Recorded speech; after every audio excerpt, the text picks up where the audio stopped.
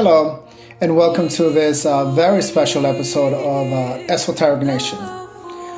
In this episode, we're going to be doing a little meditation on Christmas, a Christmas meditation.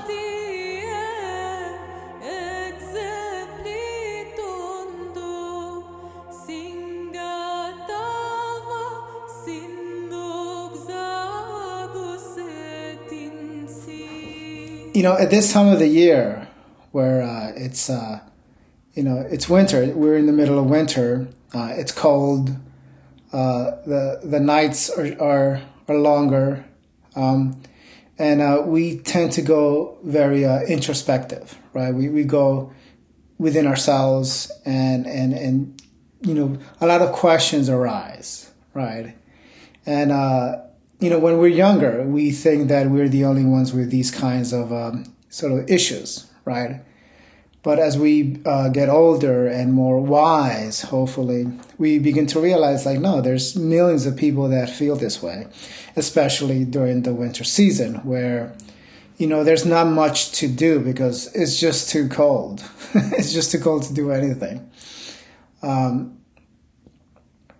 So our inner emotions, come to the surface and sort of start knocking at our door and asking questions, right? And one of the reoccurring themes is this idea that, we tend to lament, right? We lament that we have not found our way, that, somehow the world, the universe has forgotten us. We tend to think that everyone else seems to have, their life figured out. And here we are, still trying to figure out what exactly is going on in our lives and in the world, right? So this is a very common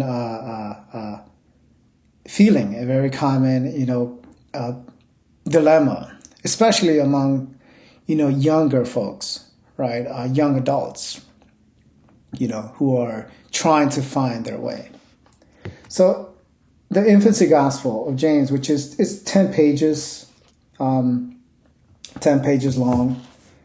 You can read it in one sitting. And it has various different, interesting events within that story. But the focus here is this idea of lamentation within, the Christmas season. And the way that I recommend reading, and at least this story, is reading it like a fairy tale, right? It's an interesting story. It's magical. There's a lot of encoded knowledge and wisdom in it that, as time progresses, we uncover more and more. But in the beginning of the story, it begins with Anna, the mother of Mary. But in the beginning, she's lamenting, she's lamenting that, that God has forgotten her, right? Because she hasn't born a child. And so, with her husband, Joachim, right? So this couple is lamenting that, they have not born a child, right? And they are questioning their, basically their life. It says, has God forgotten them? It seems that everyone else has been blessed except for these two who haven't born a child. And so the story begins with that. And within the Christian tradition, the way that you seek answers is by asking, by praying. So in the beginning of the story, Anna, she feels like something is missing in her life, right?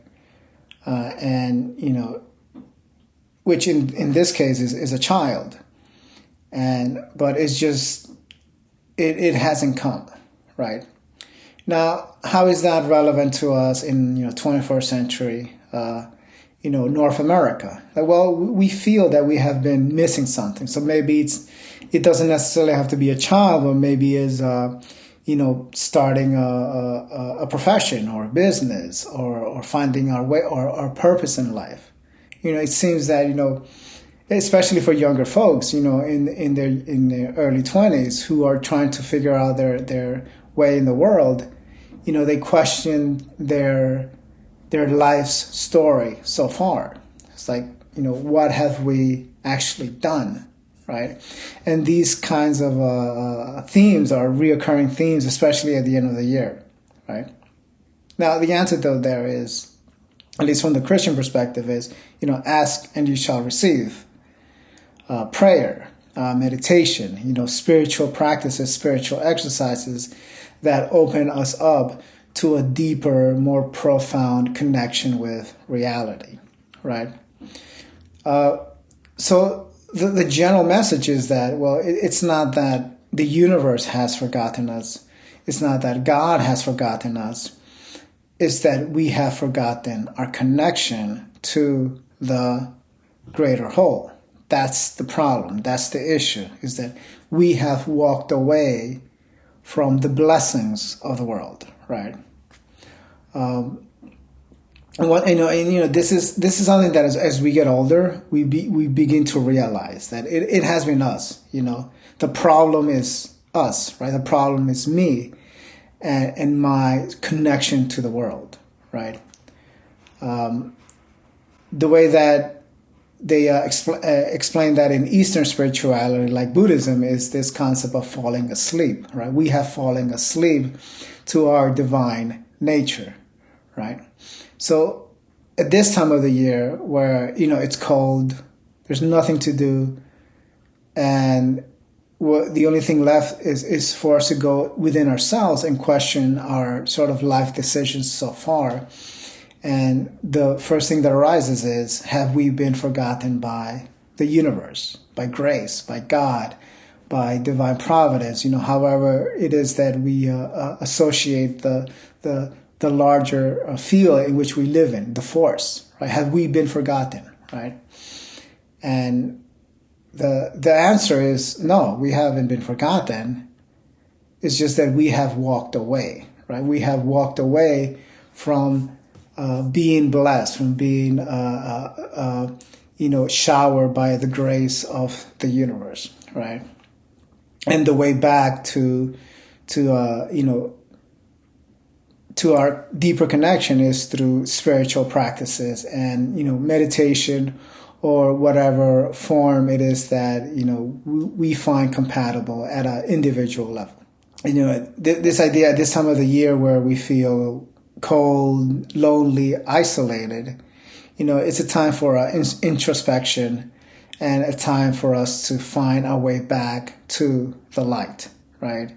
And the, general phrase that has been popular or is being popularized in our mainstream culture is this idea of, follow your bliss, as it is accredited to, Joseph Campbell, which basically is, open your heart and see what is it that sort of nourishes that energy, that inner energy that opens you up, both creatively and emotionally, right? And follow that, right? That is how we find our way back to being graced by, the invisible forces of the universe, which are always operating, right, and offering its nourishment. It's just that we have to enter into a state where we are able to receive those blessings, and then we will find our way